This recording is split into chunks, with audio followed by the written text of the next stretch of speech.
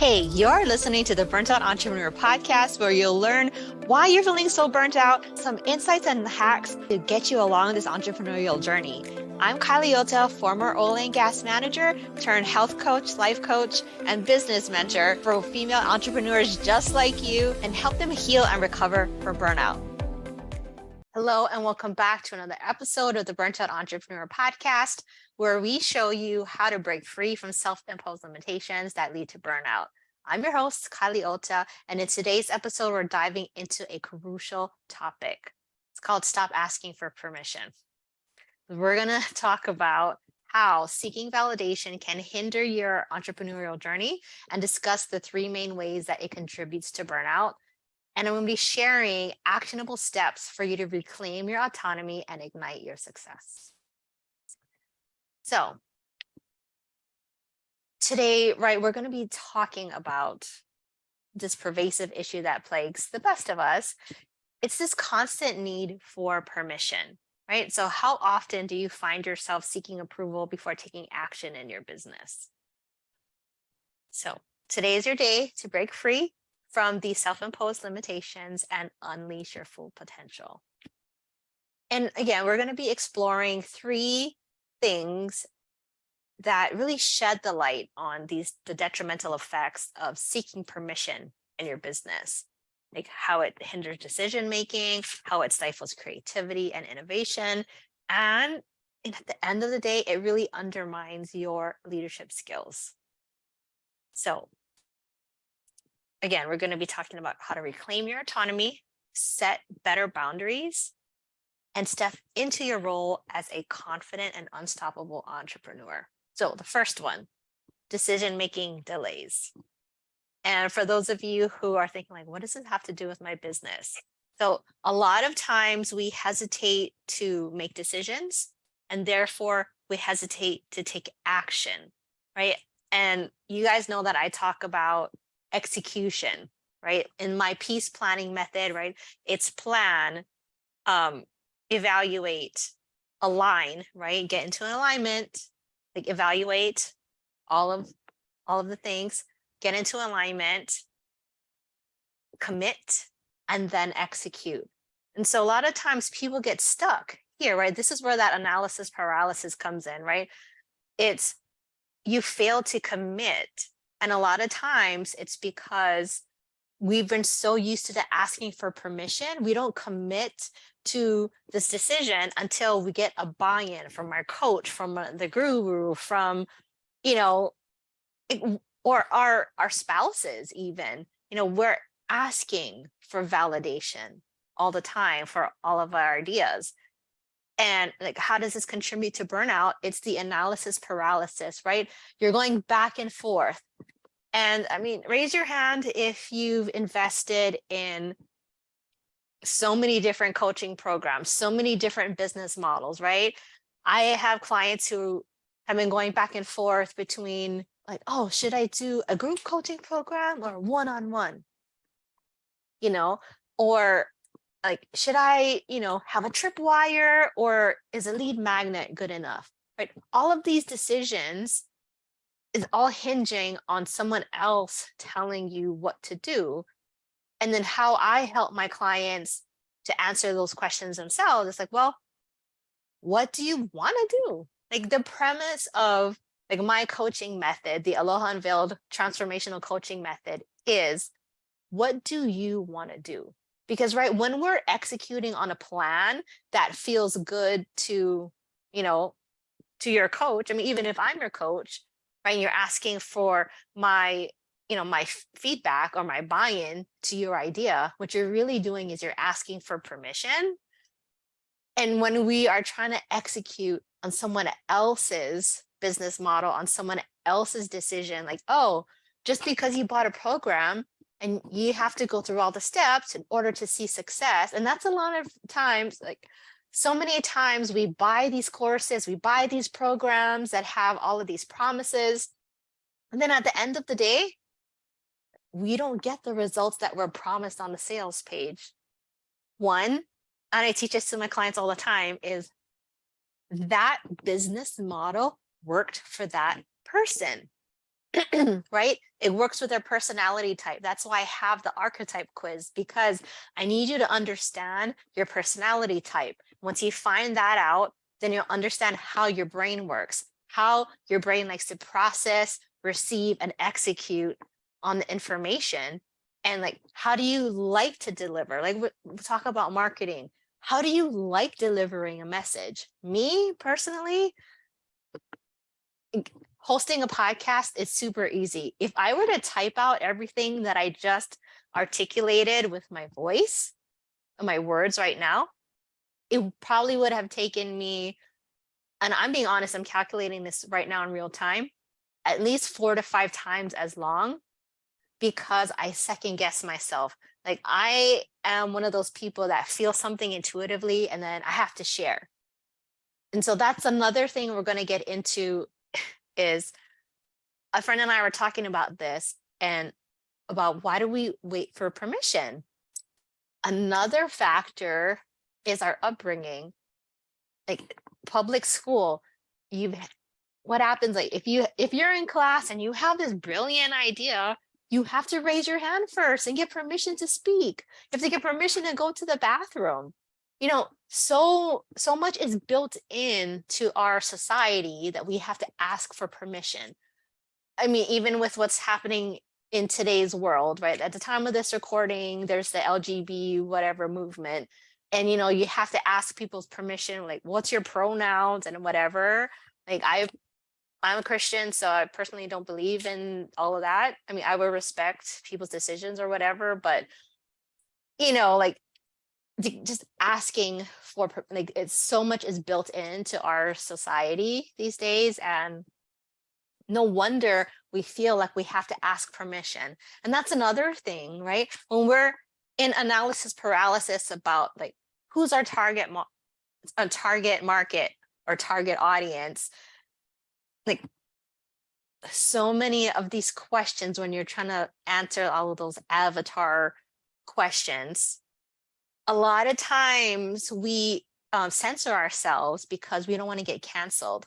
Like, this is a very like, so much cancel culture is happening, right? With Target, with Bud Light, with, like, so many people are getting canceled because they're not supportive or inclusive of a certain group of people.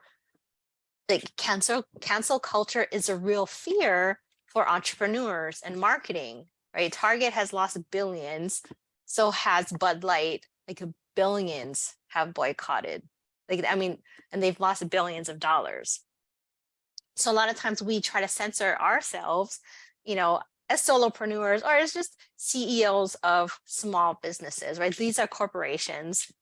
We are small businesses. So sometimes we see what's happening in that the bigger marketplace, and we feel like, oh no, we have to censor ourselves as well. So again, this affects our decision-making process. We get into bigger analysis paralysis because, like, if we choose the wrong business model, if we choose the wrong marketing message, like, if we write something wrong online, or if we share a political view that doesn't line up with something that our target audience, just like Bud Light, right? They were not looking at their demographic, right?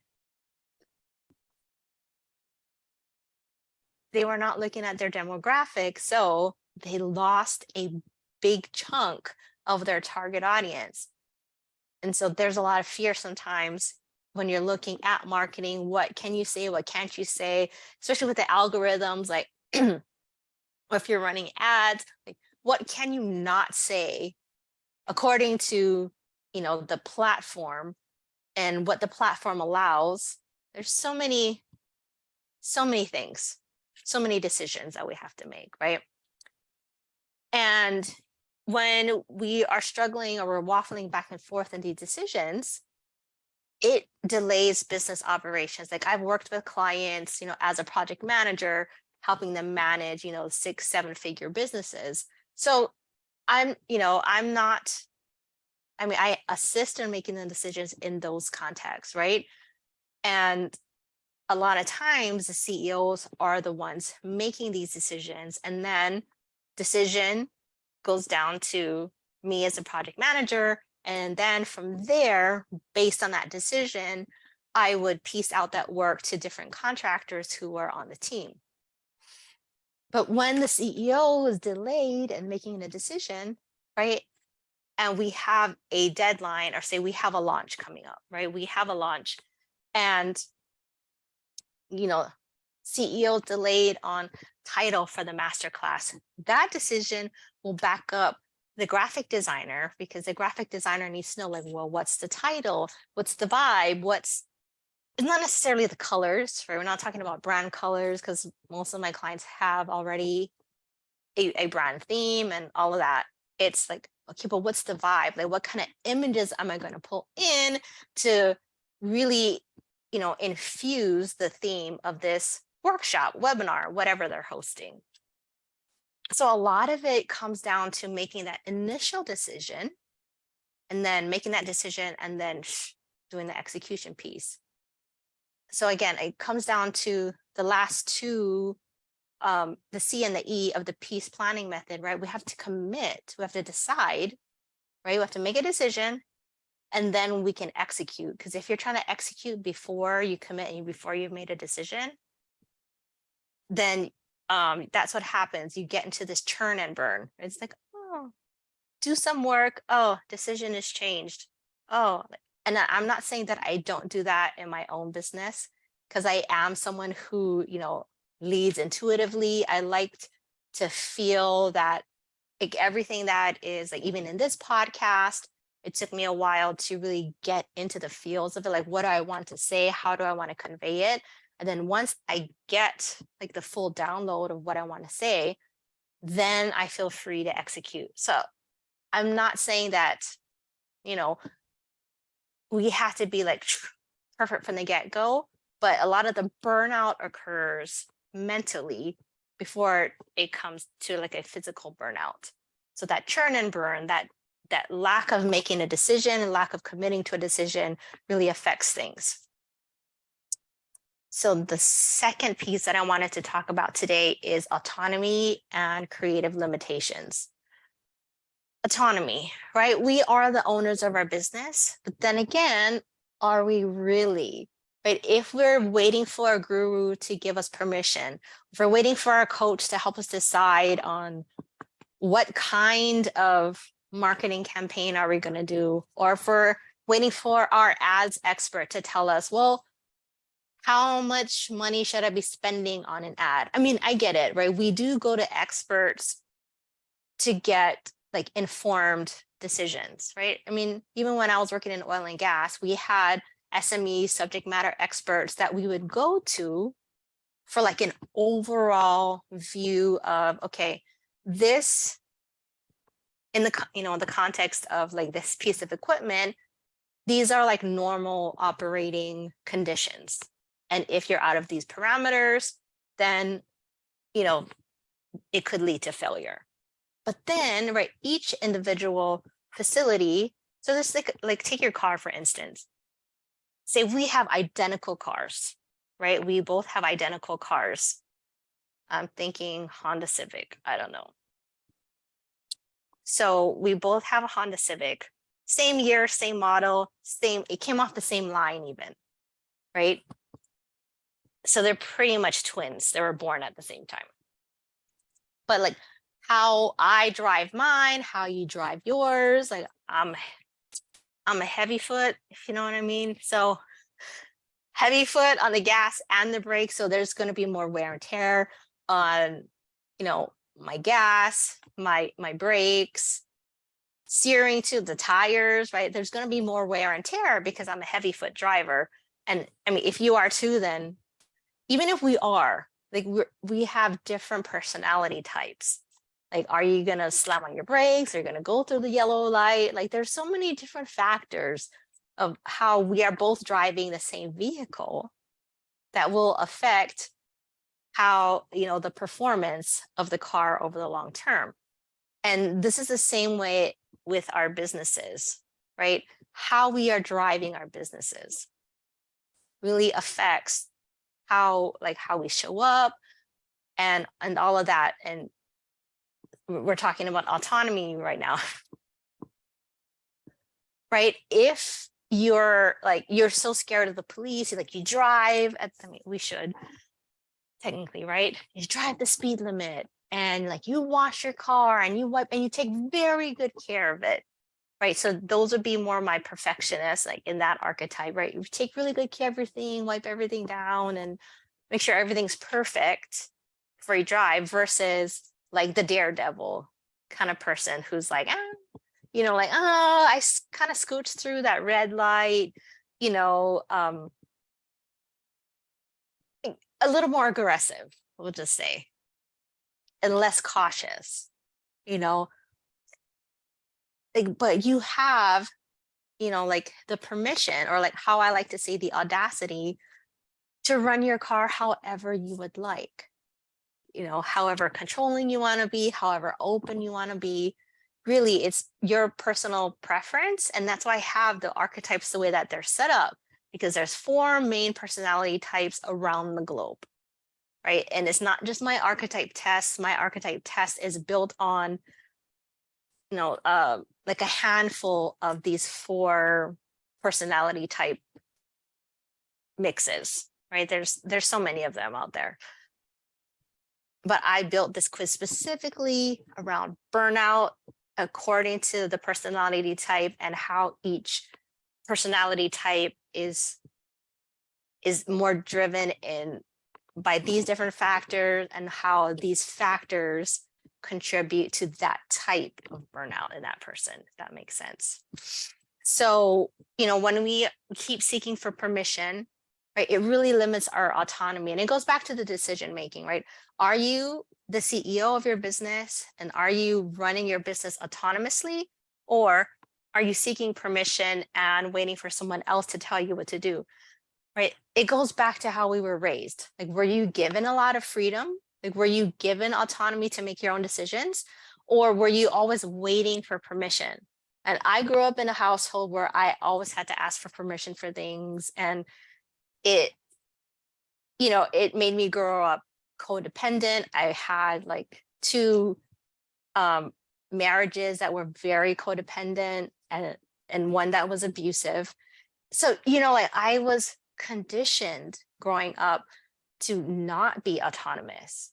And this affected me when I was in business, because like, okay, well, there is a certain way to run a business. So why don't I get this course or this program, and they're going to tell me exactly what to do and how to run my business.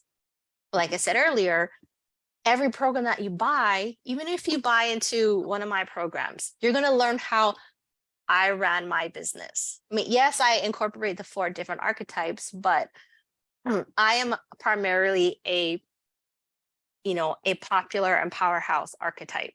So the way I've built my business, and if you're on the opposite side of those archetypes from me, like the way I built my business is not necessarily going to be the way that you want to build yours.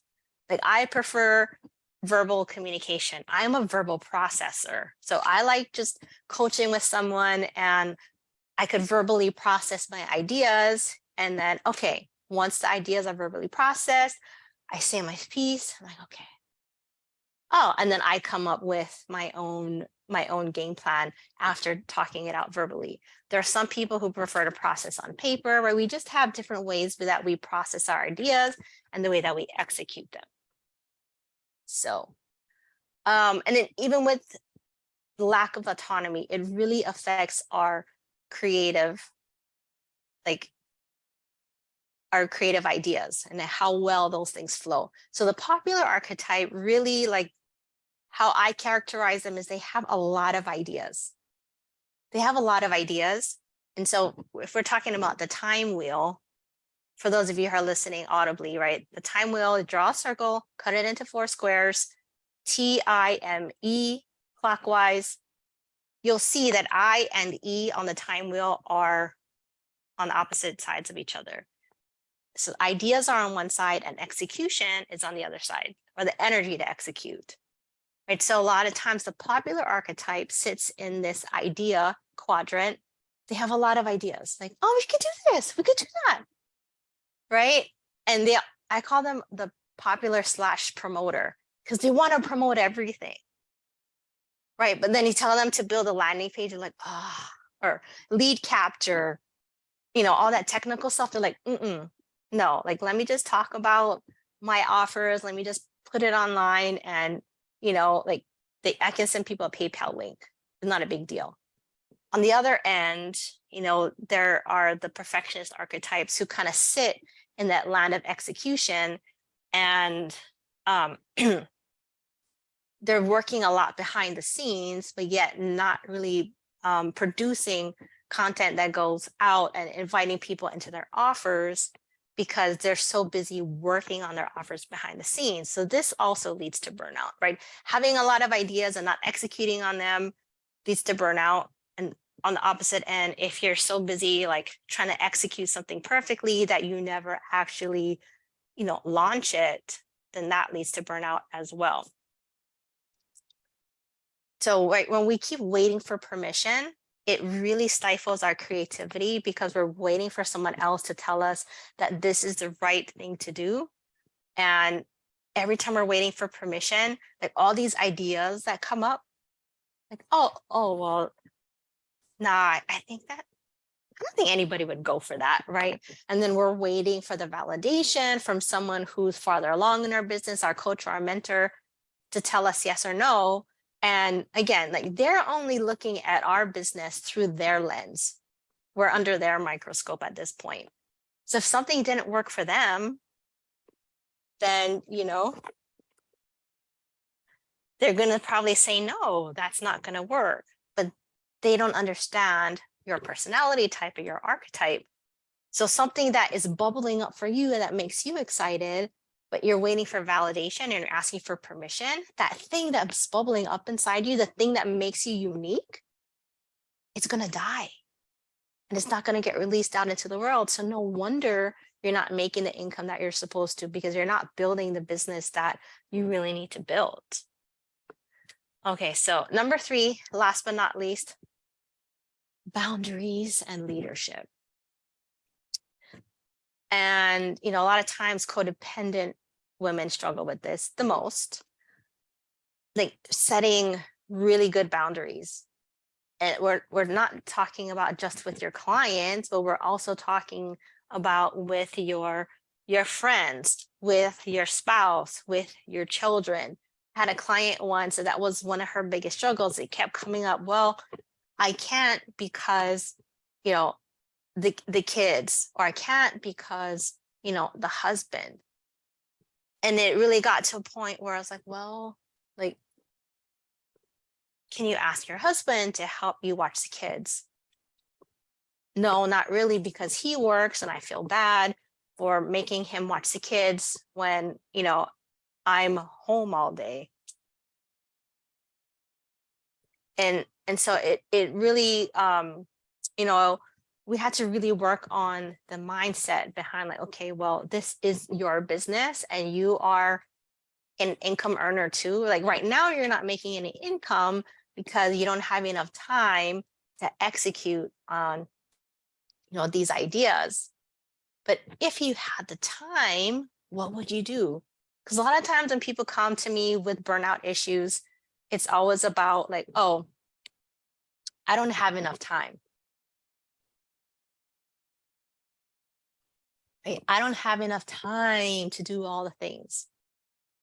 And if we're talking about the time wheel and archetypes, really, the person that has the biggest issue with time are the people pleasers, right? The people who, I call them partners because not everyone likes to be called a people pleaser, but essentially that's what it is, right? You have a very supportive energy. Everyone loves you. Everyone flocks to you. But yet, like the way that you're waiting for permission is, well, my daughter needs me to babysit, so I really don't know how much time I actually have on my calendar. When I try to like help my clients with burnout, with time management, it's like, okay, so this is something that I do. I have them do like a time audit where it's like, we talk about mortgage time, where it's what is already mortgaged out. Just like your mortgage, right? Say your mortgage is $2,500 a month. And this is how much you sign a contract saying, I owe you $2,500 on the first of every month. So this is the same way that you're going to look at time. When you sign up your kids for sports, it's like essentially you're signing a time contract saying, I will be driving my kid to the park every afternoon between 4 and 6 or whatever days they have practice. And I also contract my time to be available on Saturdays for games. And then I also contractually, sign up for snack duty. There's so many like unwritten like time contracts that we're not really aware of. It's why I always, for people who are extremely burnt out and say that time is their biggest resource that they're lacking, I have them do a time audit, because then they can see, and it really helps me to see, I guess, solidify their archetype. Because if I see that there's a lot of mortgage time on their time audit, but the time doesn't actually belong to them, it belongs to someone else, like a co-creator. Like, oh, well, I have to do this with my spouse at this time. If there's not a lot of me time on their schedules, time that's just for them or for their business, then it's like, no wonder you're not creating the income that you want to create, because you have way too much mortgage time. And right, those mortgage time are like blocks that are cemented in. It's kind of like Jenga, but some of the blocks are glued together. Or like Jenga, right? You can poke out a block and move it here and stuff like that. But for this analogy, think of a Jenga tower where some of the pieces are glued together, and no matter how hard you try to poke it out, like these bricks are not moving. It's the same way with mortgage time. So what I help these clients to do is quantify their mortgage time and say, well, no wonder you feel burnt out. No wonder you feel like your business is not going anywhere. No wonder you feel like all of these things are happening like to you, because essentially their time is being controlled by someone else in their life. And so in order to free up more time, we work on building the courage to say no, building the courage to create better boundaries with these people, right? Because they love these people. Obviously, they love the people that they are co-creating their time with. And so it becomes a challenge to say no. So, right, we work on the courage, we work on building the self-confidence, the self-worth, so that they understand, like, no, I am worth getting my time back. My business is worth getting my time back. And so from that point is where we can create the boundaries that they need to have hours that look like a legit business and not like a side hustle. Right. And this also talks to leadership skills, right? How are you leading yourself? How are you being the leader of your home? And something that my coach likes to talk about, how are you leading yourself behind the scenes? We'll just use, like there's like layers of an onion. We'll just say that because a lot of people know that analogy, right? The outer layer, you look cool as a cucumber. But then you peel back a couple of those layers and you realize that you are not the leader of your home. Perhaps your husband is, or your spouse is, like, oh, well, if I want to, spend money or hire this coach or buy this program, whatever it is, I'll have to ask permission first. And I'm not saying that you shouldn't, right? We should, have these conversations with our spouses. Money conversations are very important in relationships. But when you have that feeling of, oh, I need to ask permission, and if they say no, then that's the end of it. Sometimes we don't fight for the things that we want. And I've heard it said before, like I was in a sales and marketing program, sometimes when people have to ask for permission from their spouse, it's really a trust issue. Like they don't trust you, they don't trust themselves, like to make a good decision. So they're deferring their decision making to somebody else. So that's what's happening in this layer, right? When you're not the leader of your home, I'm not saying that, like we should be like supreme leader and like be bossy about it, but right, you and your spouse are the co-creators of your home, right? The co-leaders of your home. So creating that home life should fall on both of you. And I know culturally it's different for different cultures, that like there's more respect for men in the relationship than there is for women, and women have like less rights than a man in certain cultures, right? If you're listening to this and you live in America, right, we both have equal rights as a woman and a man in our household. Anyway, that's just what I believe. And that's how my now marriage is run. So, right, you have that layer, the leader of your home. And then you have, the leader of your business.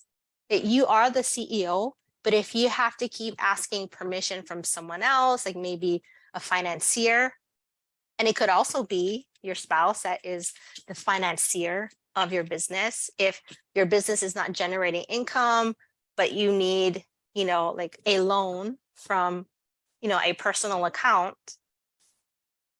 then, right, you're not able to make those types of decisions as a leader. And I'm not saying that you shouldn't have these conversations with the financier of your business, whether it is your spouse, whether it's the bank and you have a loan and you want to, take out another loan because you want to buy something else, purchase some property, whatever. But when you stand up as the CEO of your business, and you're pitching from that point, like you're not asking for permission. You're pitching an idea, right? You're pitching an idea that you really like. And you're leading from that space as the CEO of your business. It's a very different energy than coming behind and like, oh, well, so I have this proposition that I want to kind of talk to you about. And well, right, that's a very different energy than, look, here's the plan, here's the outcome I hope to produce, and here's how much money I need. So what do you think? Like a very different energy, right? And it comes from owning your audacity, right? That's the name of my signature program, because I firmly believe that owning our audacity, owning our wants, owning our needs, owning our thoughts, owning our feelings, owning everything about us, and not, coming from this energy of like asking for permission, like who I am is not good enough. So let me ask your permission to like myself, to invest in my business, right? Sometimes we're even out here on social media asking our audience for permission. And it's like, bam, like, you want it or you don't want it? Like, on the bee's knees. You want me or you don't want me? Okay. Obviously, I'm channeling my powerhouse in this moment. But seriously, right?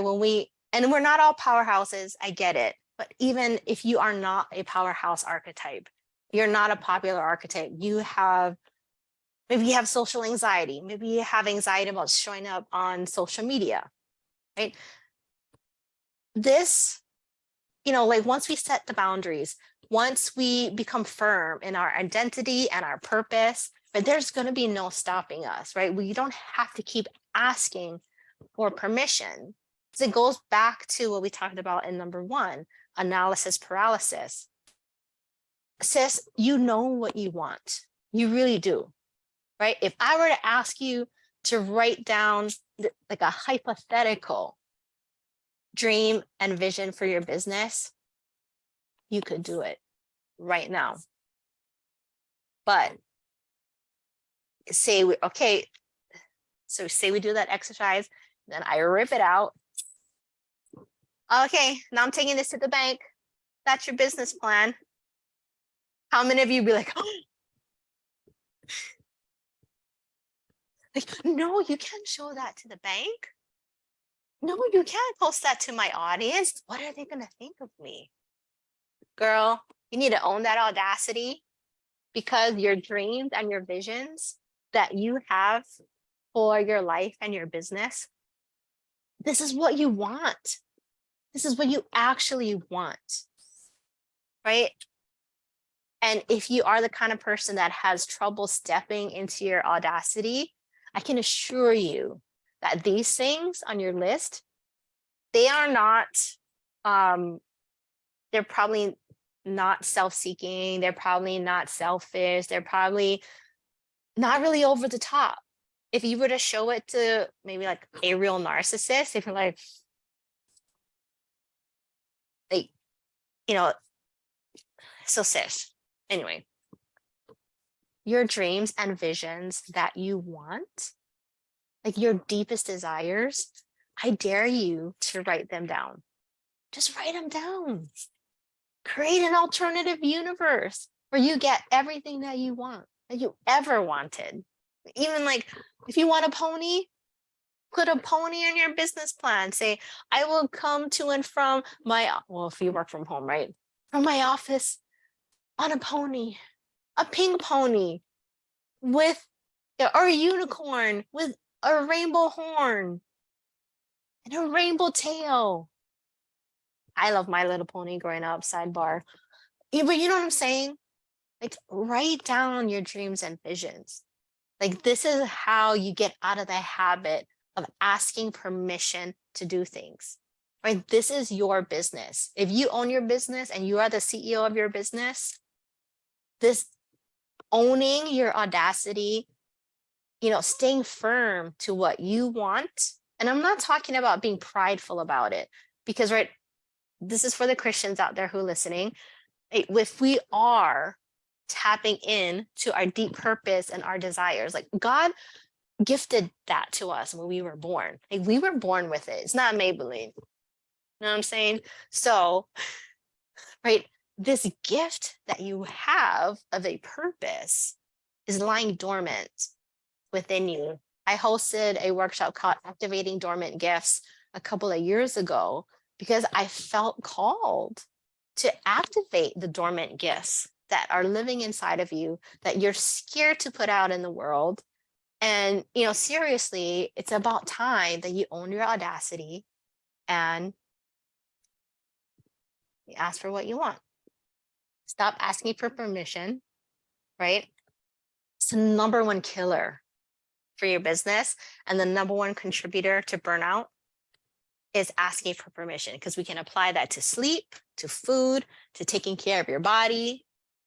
Like when you ask for permission, instead of just knowing what you want, right? We know intuitively what our body needs and what our body wants, right? I see a practitioner that we do the supplements through muscle testing, because my body already knows what it wants, what it needs, what it's going through.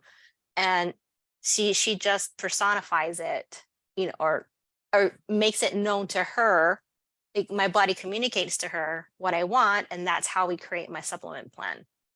And even when I don't see her and I'm feeling a little under the weather and I'll go back and she's like, well, how have you been? Like, oh, well, I felt this, so I took some of this. She's like, there you go. Your body needed it. You listen. That's basically I did the right thing. And so I want that for you. My signature program is called Own Your Audacity. And I want you to have this. I want you to own your audacity, because when you own that, you own your dreams, you own your visions, you own your desires, and you let them out and you ask for what you need in order to fulfill those things, that's when everything will stop being hard. The stress and the overwhelm will go away. You're not going to be having analysis paralysis. You're going to be quicker on decisions. And the quicker you are on decisions, right, you're saving time, you're saving energy, you're saving money when you make quick decisions. And that's stupid. stupidly quick decisions. I'll add that. No, when you make decisions that are on point, everything will just go faster. Like my coach calls it quantum leaping. When you're grounded in your decisions, that's how you quantum leap, and that's how you exponentially grow your business. So again, today was another episode of the Burnt Out Entrepreneur podcast. This was the season opener for season 2, and we are going to be taking this podcast in a new direction. Not necessarily new. Season 1 was really focused on, marketing and tactics and all of that, because, that part of the business is part of my framework, right? Sometimes when we're trying to work on the inner things, the outer things, like if everything's kind of chaotic or feeling chaotic, right? We need to tame this outer stuff, right? We need to tame the tech. We need to create business systems. We need to create SOPs and create automations, whatever, so that our business can run. And then once everything's set up and lined up, we have SOPs, we have routines, we have all of those things set up, then it allows breathing room for the chaos inside to be tamed. Because the chaos inside, like if there's chaos outside, think of it like leaky gut, right? I come from a health coaching background. So anyway, leaky gut is when your intestines have holes in it. And then some of your food leaks out, and then it causes inflammation, because food is supposed to stay in the gut. If it goes into your bloodstream, it's going to look like a foreign object. And then you'll have could develop into different types of diseases, autoimmune, whatever. So think of it like leaky gut. When you have your boundaries closed and your gut is closed, right? You're not going to be leaking. Like the chaos is going to be contained, right? What's happening on the outside is separated from what's happening on the inside.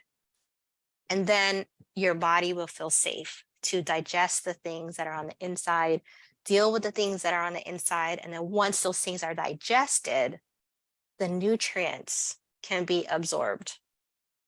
And I'm talking about self-help nutrients, things that will help you to find and live in your purpose. So all that to say, season 2 is going to be great. And I can't wait for you guys to hear more about, that mind, body, spirit connection and how that's going to help you alleviate burnout in your business. So until next time, signing off, and I'll see you guys again soon. Bye.